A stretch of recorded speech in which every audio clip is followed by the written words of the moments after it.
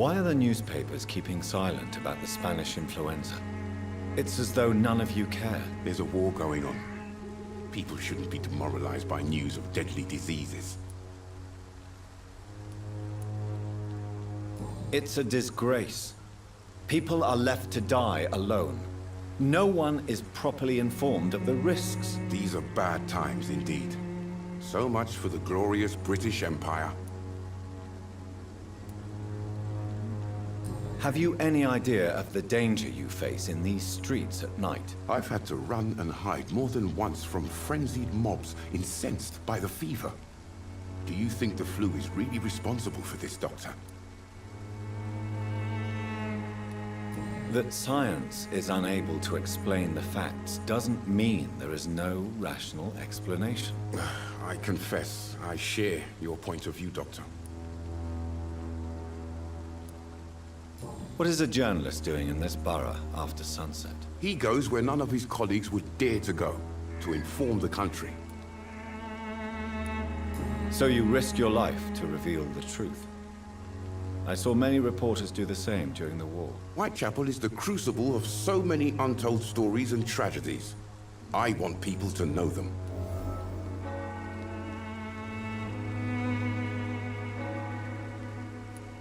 That's quite honorable of you.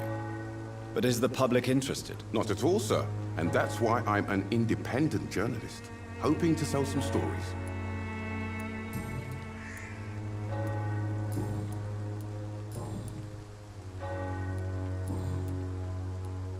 I heard you're investigating an underground medical dispensary in Whitechapel. What do you know about it? Not much, I'm afraid. They are wary of strangers, and I'm not really an acquaintance of theirs. Why do you care?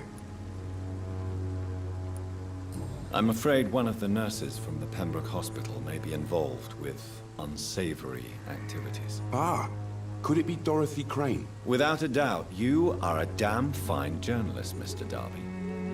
What do you know of her accomplice, a man named Darius? I don't know much about the man. He's very cautious. Never goes out. Doesn't seem to have any friends or family. He never goes out? No. A few days ago, he unexpectedly did. I followed him, but it was just a ruse to keep me away from his house. Really? How do you know? He went to the nearest mailbox, but just before posting his letter, he ripped it up and threw it away. He has no relatives at all? No.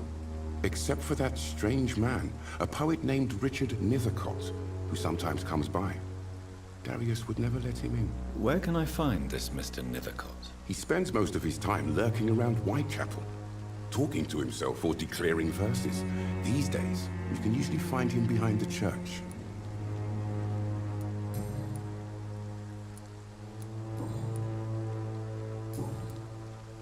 Goodbye, Mr. Darby.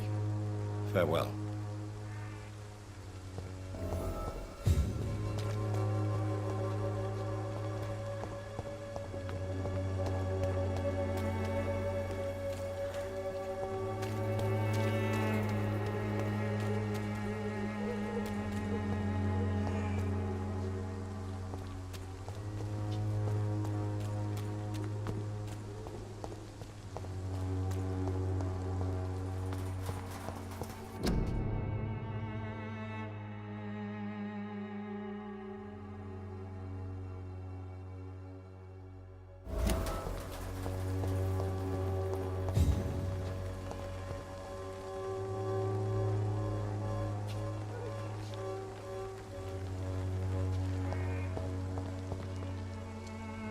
Good evening, miss. I'm Dr. Reid. I'd like to ask you a few questions. I know what you're thinking. A tall stranger who meets a girl in the street at night. It reeks of the penny dreadfuls. But I mean you no harm, truly.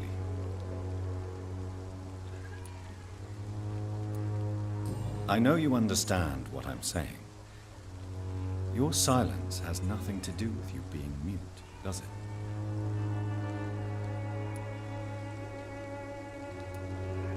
Melia, I know you work for Dorothy Crane. Please tell me about her secret dispensary. A stubborn and mute comrade. Nurse Crane and Darius Petrescu have been clever.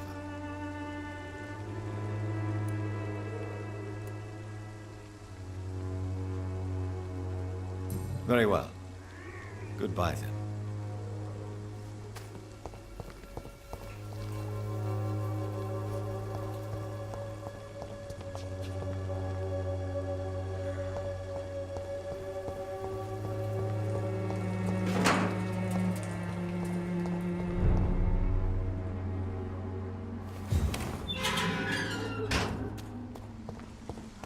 Over there!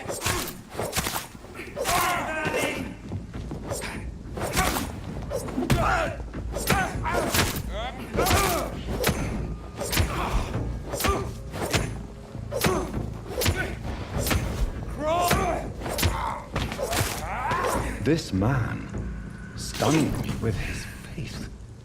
His crucifix. This is not good news.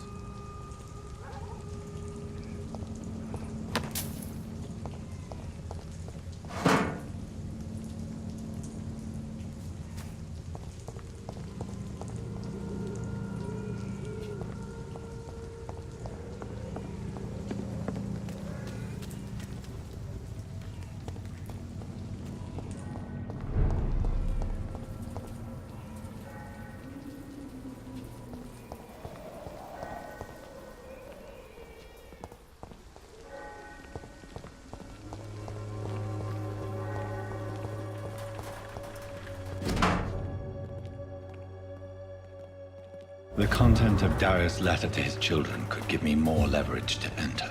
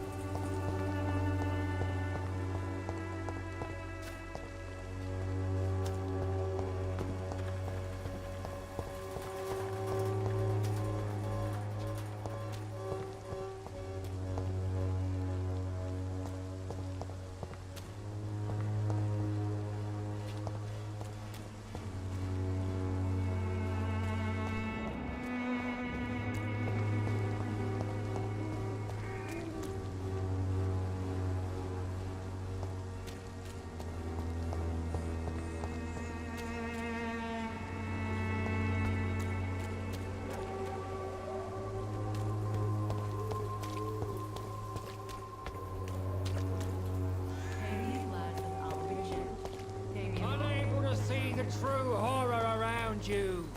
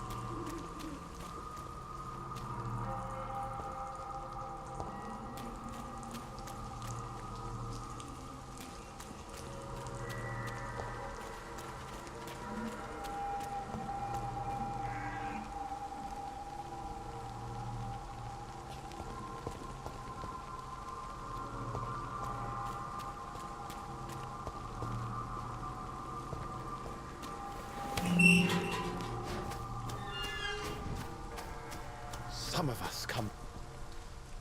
Good evening, sir. I'm Dr. Reid. I would like to ask you a few questions. Please be my guest. Although I may not be the best informant regarding this part of town, my words speak about that which the eyes cannot see. Really? Are you an artist of some kind? I'm a poet, sir. Richard Nethercott, at your service. May I ask what you're doing at this hour of night, sir? Do you live here? Not at all. I'm just enjoying the pleasure of a quiet walk. Though night talks are always preferable, if you ask me. Especially with strangers.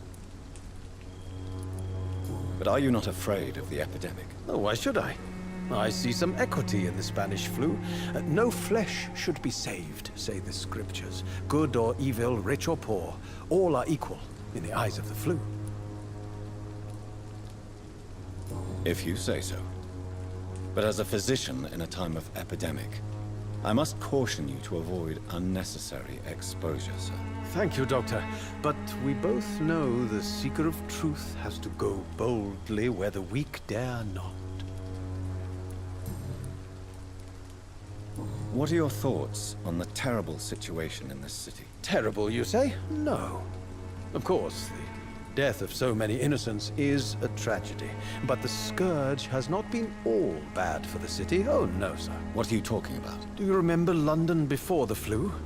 Noisy, cacophonic, quiet nowhere to be found. And now, listen to this oddly peaceful silence.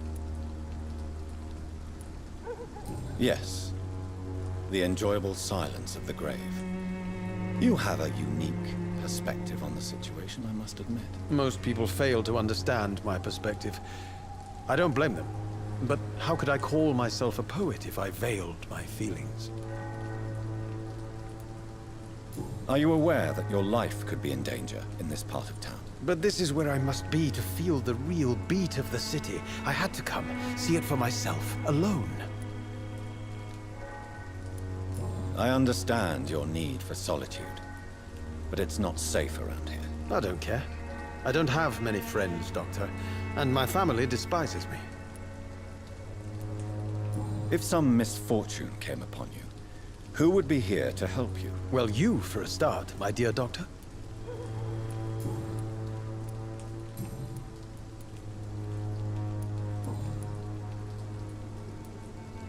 Did you know the Mute Florist is a member of a secret society? No, I didn't. But I thank you for this information, sir. For it only enriches the mystery surrounding the precious camellia. Are you not curious? Is there not more you wish to know? That girl has not an ounce of malice in her. Whatever she may be hiding, it's certain to be for the benefit of most, if not all.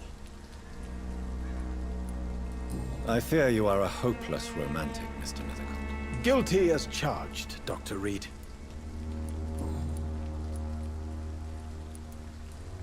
Tell me, Mr. Nethercott, why seek inspiration in Whitechapel?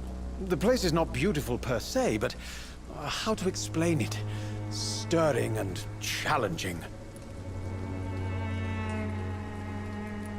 Do you not think it a little morbid? On the contrary, sir. Whitechapel is full of life, full of beauty. Just like my dear muse, the wonderful Camellia. What can you tell me about Camellia? Not much.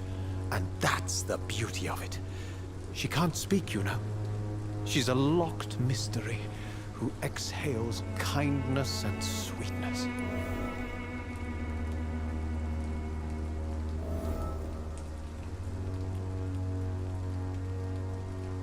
Perhaps you're just afraid to find out the truth about your muse. One day, perhaps, I'll ask her to come with me.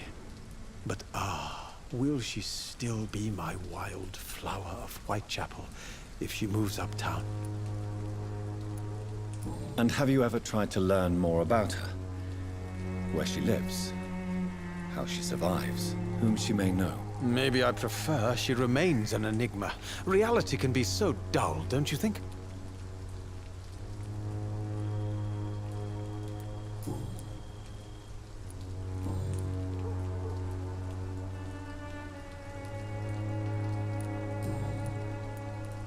May I ask you a few questions about the district? Extraordinary part of town, is it not? I'll be glad to help you, if I can.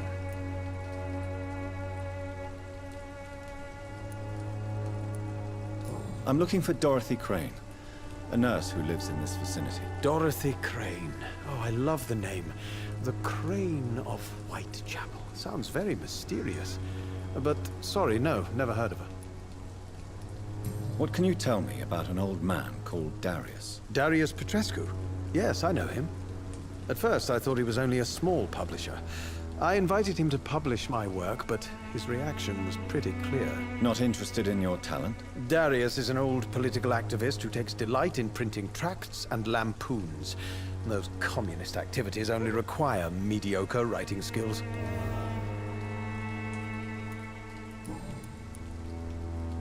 I'll leave you alone, sir. Darius is a bit less of a mystery now. It should not be that difficult to incite him to let me in.